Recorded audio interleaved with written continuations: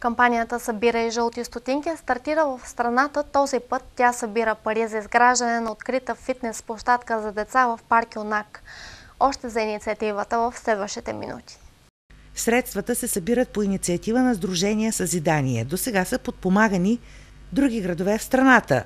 Например, през 2011 година е подпомогнато лечебно заведение в Пловдив. През следващите 2 години са подпомогнати със събраните пари също лечебни заведения – Бургас и Варна. Ние решихме тази година отново да е нещо различно, пак Сливен да бъде инициатора, като нека да накараме децата да оставят за няколко часа компютрите и да се върнат към детските площадки, да спортуват, да се движат.